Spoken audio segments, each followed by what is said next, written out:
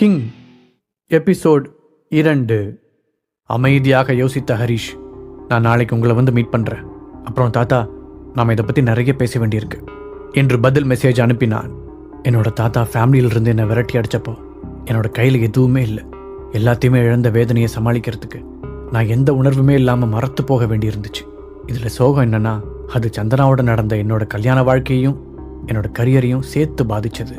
ஆனால் இப்போது பென்குயினில் நான் பண்ண இன்வெஸ்ட்மெண்ட் பல மடங்காக இன்க்ரீஸ் ஆயிருக்குன்னு தெரிஞ்ச உடனேயே எல்லாம் தலைகீழாக மாறப்போகுது. நான் திரும்பவும் பழைய மாதிரி ஆக போகிறேன். அதுக்கு முன்னாடி உண்மையிலேயே நான் எவ்வளோ பெரிய பணக்காரங்கிறத தெரிஞ்சுக்கணும்ல. யோசித்த ஹரிஷ் தன்னுடைய பர்ஸை எடுத்து ஒரு பிளாக் கார்டை தேடி எடுத்தான். அவன் கடைசியாக அந்த கார்டை தொட்டு 2 வருடங்களுக்கு மேல் ஆகியிருந்தது. ஹரிஷிடம் இந்த கார்டு இருக்கும் விஷயம் அவனோட ஒய்ஃப் சந்தனாவுக்கு கூட தெரியாது. ஒரு வழியாக கண்டுபிடிச்சிட்டேன் சொன்ன ஹரிஷ் அந்த கார்டை திருப்பி அதன் பின்புறத்தில் இருந்த விஐபி எண்ணை டயல் செய்தான். Hello mister Harish, black card private VIP customer சேவைக்கு உங்களை வெல்கம் பண்றோம். உங்களுக்கு என்ன உதவி தேவைப்படுதுன்னு தெரிஞ்சுக்கலாமா? ஒரு ஸ்வீட்டான குரல் அவனுக்கு பதில் அளித்தது. ஹலோ, என்னோட அக்கௌண்ட்ல எவ்வளோ பேலன்ஸ் இருக்குன்னு தெரிஞ்சுக்க விரும்புகிறேன் கேட்ட ஹரிஷின் குரலில் ஒரு எக்ஸைட்மெண்ட் தெரிந்தது. அஃப்கோர்ஸ், 1 minute ப்ளீஸ் பதில் சொன்ன கஸ்டமர் சர்வீஸ் குரல் அதன் பிறகு சிறிது நேரம் அமைதியாக இருந்தது. ஹலோ மிஸ்டர் ஹரிஷ், நீங்க இன்னும் லைன்ல இருக்கீங்களா? திடீரென்று அந்த பக்கம் குரல் ஒலிக்க, நான் லைன்ல தான் இருக்கேன், நீங்க கொஞ்சம் என்னோட பேலன்ஸை செக் பண்ணி சொல்ல முடியுமா என்று மறுபடியும் கேட்டான் ஹரிஷ். மிஸ்டர் ஹரிஷ், என்ன மன்னிச்சிருங்க. அன்ஃபார்ச்சுனேட்லி ஃபோன் மூலமா கவுண்ட் பண்ண முடியாத அளவுக்கு உங்களோட அக்கௌண்ட்ல இருக்கிற அமௌண்ட் பெருசா இருக்கு. இதை பார்த்தா எங்க கம்ப்யூட்டர்ல யூஸ்வலா கால்குலேட் பண்ற டிஜிட்ஸை விட அதிகமா இருக்குன்னு தோணுது. கம்ப்யூட்டர்ல கவுண்ட் பண்ண முடியாத அளவுக்கு நம்பர்ஸ் காட்டுது.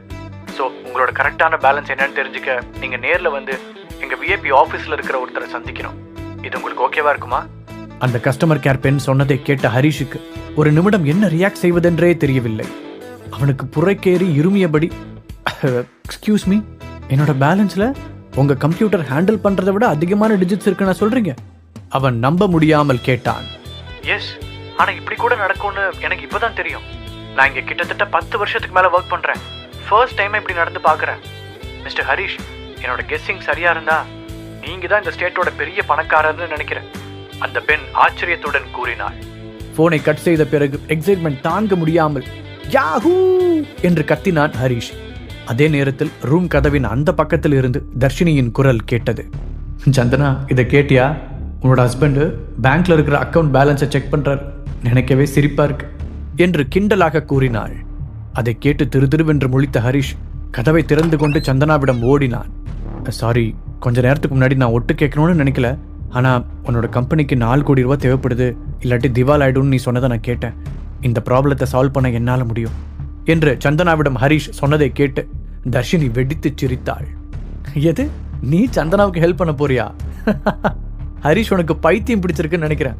அவளுக்கு தேவைப்படுறது 4 கோடி 4000 ரூபாய் இல்ல. நீ ஏன் இந்த 2 வருஷமா உன்னோட ஒய்ஃப் தயவுல தான் வாழ்ற? இதுல ஏதோ ஹீரோ மாதிரி உன்னை காட்டிக்க நினைச்சு அவளுக்கு தேவையில்லாம பொய்யா ப்ராமிஸ் பண்ற. உன்னால இவ்வளவு பணத்தை கொடுக்க முடியாதுன்னு எங்க எல்லாருக்குமே தெரியும். அப்புறம் ஏன் இப்படி காமெடி பண்ணிட்டு இருக்க? தர்ஷினி நக்கலாக கேட்டாள். ஓ, அப்போ நீங்க என்ன நம்பலையா? ஒரு அடி பின்னால் நகர்ந்த ஹரிஷ் திரும்பி தர்ஷினியையும் சந்தனாவையும் பார்த்தான். தர்ஷினி, இந்த மொமெண்ட்டை நல்லா ஞாபகம் வச்சுக்கோ. நான் அன்னைக்கே சொன்னல அப்படின்னு வந்து உன்கிட்ட சொல்லுவேன். அப்போ முகத்தை எங்க கொண்டு போய் வச்சுக்குவேன்னு பாக்குறேன் என்று ஒரு சிரிப்புடன் கூற, அவர்கள் இருவரையும் உரைத்த சந்தனா, என் கம்பெனி திவால் ஆக போறதை பத்தி நீங்க 2 பேரும் பேசி சிரிக்கிறது எனக்கு சுத்தமா பிடிக்கல. இது உங்க 2 பேத்துக்கு இடையில இருக்கிற போட்டி கிடையாது. இதுல நிறைய பேரோட வாழ்க்கை அடங்கியிருக்கு. என் கம்பெனியில வேலை செய்யறவங்களோட லைஃபை சேவ் பண்றது என்னோட கடமை. ஹரிஷ், நீ 4 கோடி ரூபாய் கொடுக்குற மாதிரி இருந்தா எனக்கு சந்தோஷம்தான். ஆனா நமக்கு கல்யாணம் ஆன நாள்ல இருந்து எந்த வேலையிலுமே நீ நிரந்தரமா இருந்ததில்லை. ஸோ உன்னால் அவ்வளோ பணத்தை கொடுக்க முடியாதுன்னு நம்ம 2 பேருக்குமே நல்லாவே தெரியும். அப்புறம் தர்ஷினி, உன்னை எனக்கு ரொம்ப பிடிக்கும். பட் இப்போ உன்னாலையும் எனக்கு உதவ முடியாது. இப்போ நான் தூங்க போகணும். நாளைக்கு எனக்கு ரொம்ப டஃப்பான நாளாக இருக்க போகுது. ஸோ நான் இப்போ ரெஸ்ட் எடுக்கணும்னு நினைக்கிறேன். பொங்கி வந்த கண்ணீரை கஷ்டப்பட்டு கண்ட்ரோல் செய்து கொண்ட சந்தனா அவர்களுக்கு குட் நைட் சொல்லக்கூட மனமில்லாமல் ரூமிற்கு சென்றாள். சந்தனா சொன்னதும் சரி என்று பதில் சொன்ன ஹரிஷ் அங்கிருந்து அமைதியாக சென்றான். அன்றைய இரவு நிச்சயம் சந்தனாவுக்கு தனிமை தேவைப்படுகிறது என நினைத்த அவன் ரூமிற்குள் போகாமல் ஹாலிலேயே சோஃபாவில் படுத்துக்கொண்டான். அங்கு படுத்திருக்கும் போது அந்த கஸ்டமர் கேர் பெண்ணுடன் நடந்த பேச்சுவார்த்தையை பற்றி அவனால் நினைக்காமல் இருக்க முடியவில்லை. நான் உண்மையிலேயே தமிழ்நாட்டோட பெரிய பணக்காரனா? இது மட்டும் நிஜமா இருந்தா நான் சந்தனாவை மீட் பண்ணப்போ இருந்த அதே நிலைமைக்கு திரும்ப போயிருக்கேன்னு அர்த்தம். இந்த கொஞ்ச வருஷமாக அவள் என்னை கவனிச்சுக்கிட்டா. இப்போ நான் அவளை கவனிச்சிக்க வேண்டிய நேரம் வந்துருச்சு. இப்போ இருந்து எங்களோட லைஃப் மொத்தமாக சேஞ்ச் ஆக போகுது. அவளுக்காக நான் ஒரு சாம்ராஜ்யத்தை உருவாக்க போகிறேன். யோசித்து கொண்டே உறங்கி போனான் ஹரிஷ். அடுத்த நாள் காலையில் அவனுடைய மாமியார் திலகாவின் அர்ச்சனையை கேட்டுக்கொண்டே தான் அவன் எழுந்தான். உன்னோட வேலையை கூட ஒழுங்காக முடிக்காம நைட் ஃபுல்லாக வீடியோ கேம் விளையாடிட்டு இருந்தியா? அதான் இங்கே படுத்து தூங்கியிருக்க. அப்படி என்னத்தை தான் என் பொண்ணு உங்ககிட்ட பார்த்தானே தெரியல. எதுக்குமே லாய்க்கு இல்லாமல் என்ன ஜென்மமோ. திலகா அவர் பாட்டுக்கு பேசிக்கொண்டே போனார். வேகமாக படுக்கையில் இருந்து வாரி சுருட்டி கொண்டு எழுந்த ஹரிஷ், ஐயோ அப்படிலாம் இல்லைங்க அத்தை, நான் ஏன் இங்கே தூங்கினேன்னா சந்தனாவுக்கு... அவன் சொல்ல வந்ததை கை நீட்டி தடுத்த திலகா, சந்தனாவை பற்றி தான் நானும் சொல்ல வந்தேன். அவள் இப்போ வேலைக்கு போகணும் என்றார்.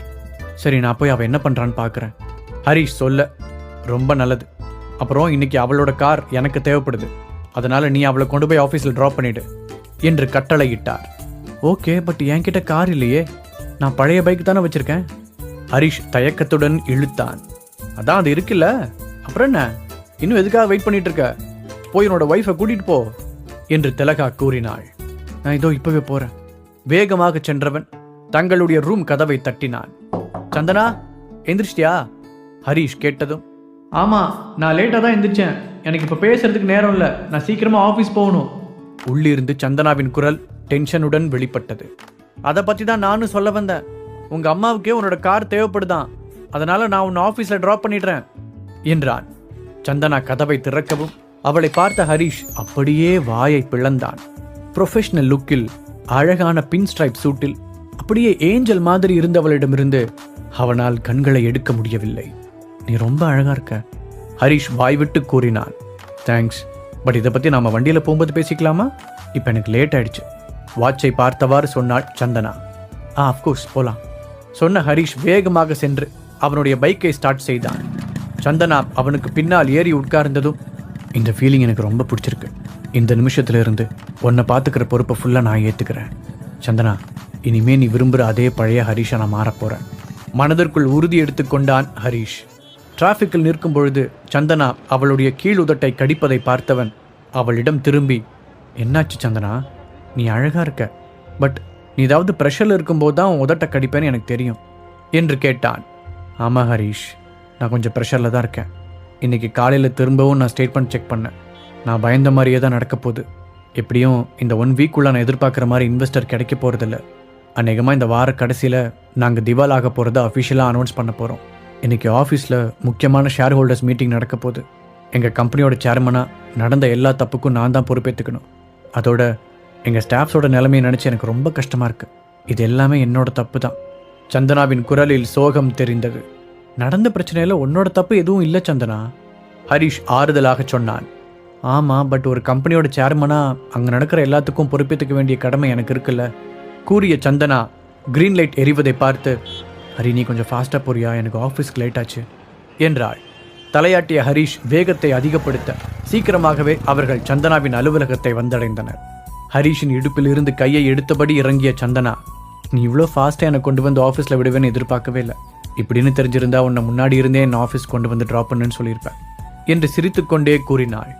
ஹரிஷ் ஏதோ பதில் சொல்ல வர அங்கு வந்த ஒரு காருடைய சத்தம் அவனுடைய பேச்சை நிறுத்தியது.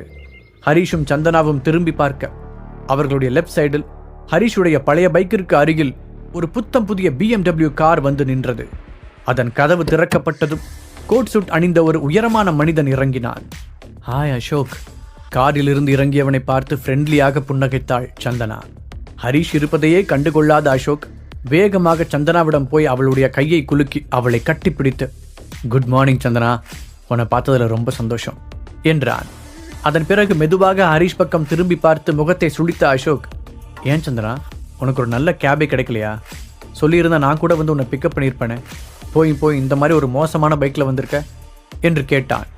அதை கேட்ட ஹரிஷ் சிரிப்பது போல் நடித்துக்கொண்டே, நான் ஒன்றும் கேப் டிரைவர் இல்லை, அவளோட ஹஸ்பண்ட் என்று கூறினான். அசோக்கின் அதிர்ச்சியான முகத்தை பார்த்த ஹரிஷ் தன் கையை நீட்டி, I am Harish, nice to meet you என்றான். அவனுடைய கையை பிடித்து வேண்டா வெறுப்பாக கை குலுக்கிய அசோக், ஓ நீதான் அந்த ஃபேமஸ் ஹரிஷா? நான் உன்னை பற்றி நிறைய கேள்விப்பட்டிருக்கேன். உனக்கு தர்ஷினியை தெரியும்னு நினைக்கிறேன், சந்தனாவோட பெஸ்ட் ஃப்ரெண்ட். அவள் உன்னை பற்றி நிறைய சொல்லியிருக்கா. அவள் சொன்னதெல்லாம் கரெக்டு தான். நான் எப்படி எக்ஸ்பெக்ட் பண்ணியிருந்தேனோ அதே மாதிரி தான் இருக்க என்று நக்கலாக கூறினான். சங்கடத்துடன் தலையசைத்த சந்தனா, அசோக், நீ கொஞ்சம் அளவுக்கு மீறி போகிற மாதிரி தெரியுது என்றாள்.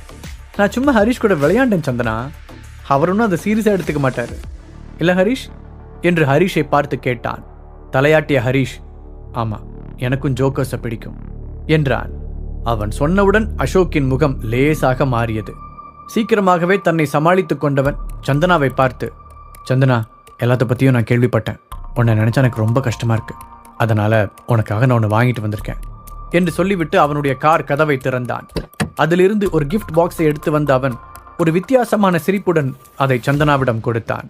ஓப்பன் பண்ணிப்பாரு, உனக்கு ரொம்ப பிடிக்கும்னு நினைக்கிறேன் அசோக் கூற, மறுக்க முடியாமல் அதை வாங்கி பிரித்தாள் சந்தனா.